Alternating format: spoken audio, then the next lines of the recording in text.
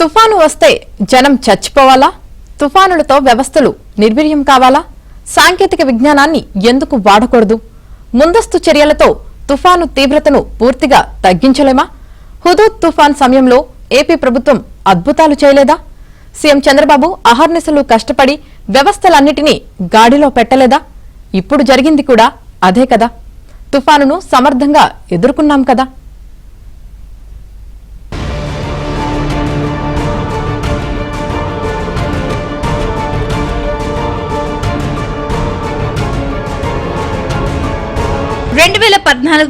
October 2వ వారంలో సంభవించిన హుద్హుద్ తుఫాను ఏపీ ఒడిశాను వణికించిన మాట వాస్తవం. దాని ప్రభావం 500 కిలోమీటర్ల దూరం వరకు ఉంటుందని తొలుత భావించారు. హుద్హుద్ తుఫాను ఒడిశాలోని గోపాల్పూర్ దగ్గర తీరాన్ని చేరుతుందని అంచనా వేశారు. తర్వాత అది విశాఖ వైపు మళ్లింది. అక్టోబర్ 13న ఉదయం తుఫాను తీరం దాటింది. విశాఖ సమీపంలోని పూడిమడక వద్ద తీరాన్ని తాకింది. ప్రచండమైన గాలులతో విలయ తాండవం చేసింది. అది 1983, 1996లో విశాఖ ప్రాంతాన్ని తాకిన తుఫాన్ల కంటే తీవ్రమైనది. అయినా పరిస్థితిని అదుపులోకి తీసుకురావడంలో సీఎం చంద్రబాబు సక్సెస్ అయ్యారు.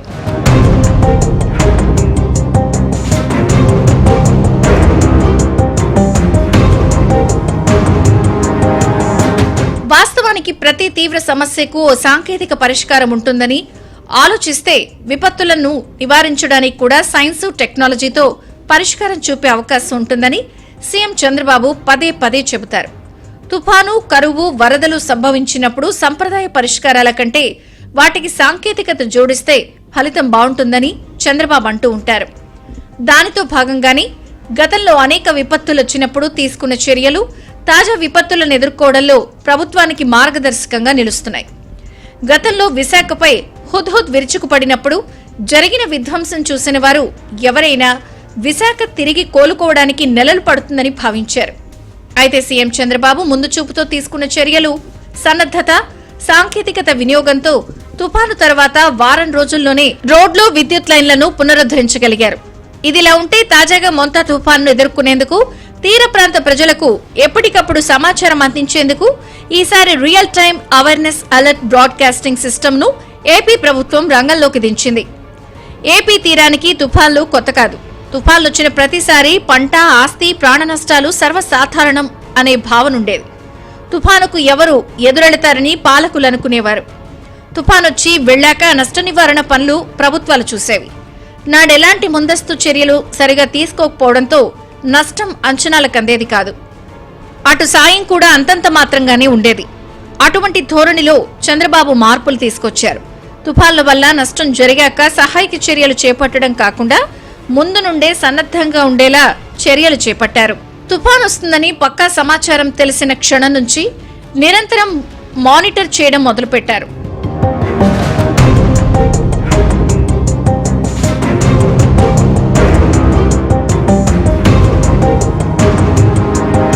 తుఫాను ఎక్కడ తీరాన్ని తాకుతుందో ముందుగానే తెలుస్తూ ఉన్నందున అక్కడి వారిని పునరావాస కేంద్రాలకు తరలించారు.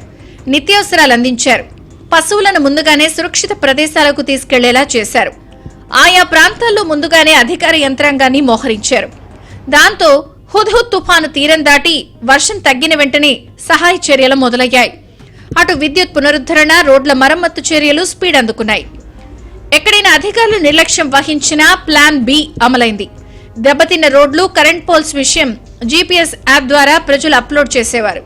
దాంతో అధికారులు పూనుకుని మరమ్మతులు చేపట్టేవారు. అందుకే హుద్హుద్ లాంటి సివియర్ సూపర్ సైక్లోన్ వచ్చినప్పుడు కూడా ప్రభుత్వము, అధికారులు, ప్రజల పరస్పర సహకారంతో 10 రోజుల్లో సాధారణ పరిస్థితులు తిరిగొచ్చాయి.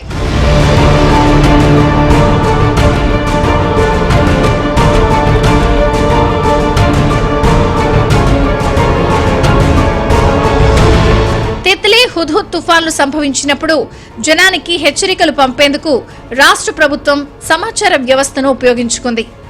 ఓవైపు టీవీలు, రేడియోల ద్వారా సమాచారం అందించడంతో పాటు ఎప్పటికప్పుడు జాగ్రత్తలు చెప్తూ వచ్చింది. దీంతో గత అనుభవాల దృష్ట్యా ఈసారి మొంతా తుఫాను విషయంలోనూ ఆ వ్యూహాలను ప్రభుత్వం అమలు చేసింది. ఎప్పటికప్పుడు వాటిని సాక్షాత్తు ముఖ్యమంత్రి చంద్రబాబు సచివాలయంలో ఆర్టీజీఎస్ నుండి నిరంతరం పర్యవేక్షిస్తూ ఉండడంతో తుఫాను సన్నద్ధత విషయంలో ఎలాంటి లోపాలు లేకుండా చర్యలు తీసుకున్నారు. ఆర్టీజీఎస్ ద్వారా ఎప్పటికప్పుడు సమాచారాన్ని వెలగపూడి సచివాలయం నుండి ఈసారి నేరుగా ప్రజలకు మారుమూల గ్రామాలకు ప్రభుత్వం పంపుతోంది. దీనికోసం real time awareness alert broadcasting system అనే సాంకేతికతను కొత్తగా రంగంలోకి దించింది. తుఫాను సమాచారాన్ని ప్రజలకు వివిధ రూపాల్లో అందించాలి అన్న సీఎం ఆదేశాల మేరకు కోస్తా జిల్లాల్లోని 26 తీర ప్రాంత గ్రామాల్లో ప్రయోగాత్మకంగా మొంతా తుఫాను హెచ్చరికలు పంపే వ్యవస్థను ఏర్పాటు చేశారు. రియల్ టైమ్ వాయిస్ అలర్ట్లను క్షణాల్లో అందిస్తున్నారు.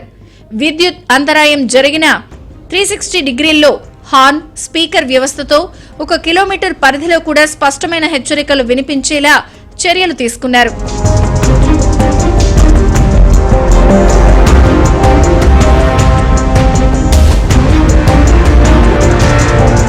భాగంగా నేరుగా సచివాలయంలోని ఆర్టీజీఎస్ కార్యాలయం నుండి హెచ్చరికలు ఆయా గ్రామాల్లో ఏర్పాటు చేసిన మైకులు, మొబైల్ ఆటోల ద్వారా ప్రజలకు ఎప్పటికప్పుడు అప్రమత్తం చేసే చర్యలు చేపట్టారు.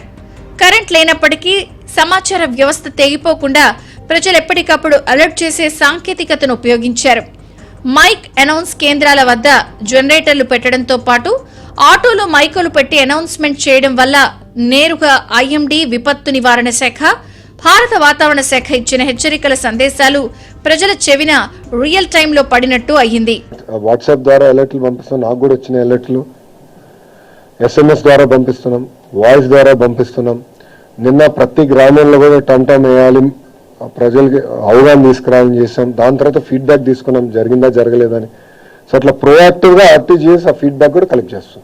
సో ఎక్కడ గ్యాప్ లేకుండా చూసుకునే బాధ్యత ఆర్టీజీఎస్ తీసుకుంటాం.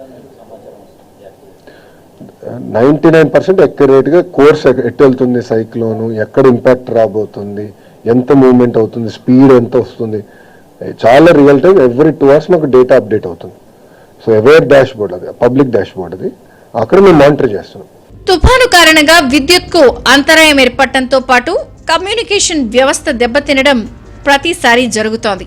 దీన్ని అధిగమించేందుకు ఈసారి ముఖ్యమంత్రి చంద్రబాబు నాయుడు ఆదేశాల మేరకు real time awareness alert broadcasting సిస్టమ్ను తీర ప్రాంత గ్రామాల్లో ప్రయోగాత్మకంగా అమలు చేశారు. నేరుగా సచివాలయం నుండి అలర్ట్లు పంపారు. దీంతో పాటు ప్రజలకు messages, interactive voice response calls ద్వారా సైతం చేశారు.